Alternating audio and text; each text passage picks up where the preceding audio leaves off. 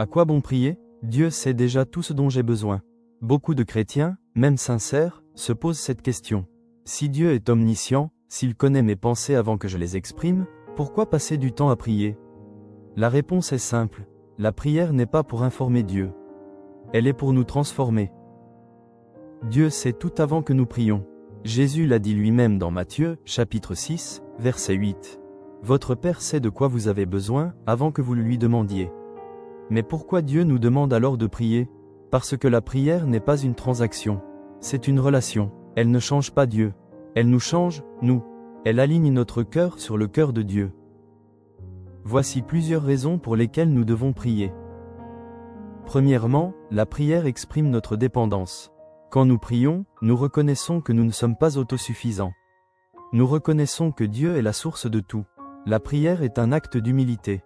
Elle dit, « Seigneur, j'ai besoin de toi. » Dans Jean, chapitre 15, verset 5, Jésus dit, « Sans moi, vous ne pouvez rien faire. » La prière est la reconnaissance concrète de cette vérité. Deuxièmement, la prière nous transforme. Dieu ne change pas, mais nous, si. La prière nous purifie, nous éclaire, nous rapproche de Dieu. Le psalmiste David écrit dans Psaume 51, verset 10, « Crée en moi un cœur pur, ô Dieu. » Il ne demande pas à Dieu d'être plus pur.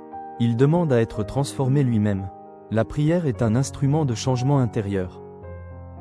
Troisièmement, la prière nous aligne sur la volonté de Dieu. Quand Jésus a prié à Gethsémanée, il a dit dans Matthieu, chapitre 26, verset 39, « Que ta volonté soit faite, et non la mienne. » Il s'alignait sur la volonté du Père. La prière nous aide à discerner ce que Dieu veut. Elle nous aide à vouloir ce que Dieu veut. Elle nous aide à accepter ce que Dieu veut, même quand c'est difficile. Quatrièmement, Dieu veut notre participation. Dieu pourrait tout faire sans nous, mais il choisit de nous associer à son œuvre.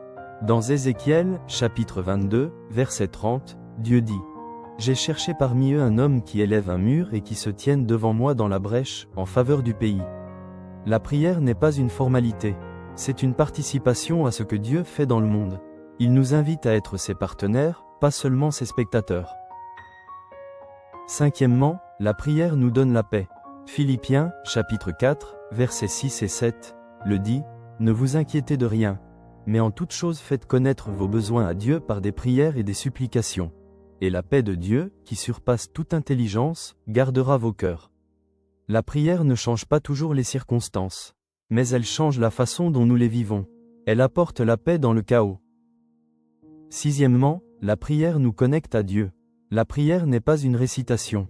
C'est une relation, c'est un dialogue, c'est un échange. Dans Apocalypse, chapitre 3, verset 20, Jésus dit, « Je me tiens à la porte, et je frappe.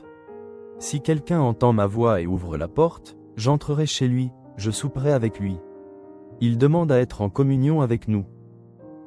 Alors, comment prier? Premièrement, soyez honnête, ne cherchez pas des mots parfaits. Les psaumes sont remplis de cris, de colère, de doutes. Dieu ne veut pas de belles phrases, il veut votre cœur. Deuxièmement, établissez une habitude de prière.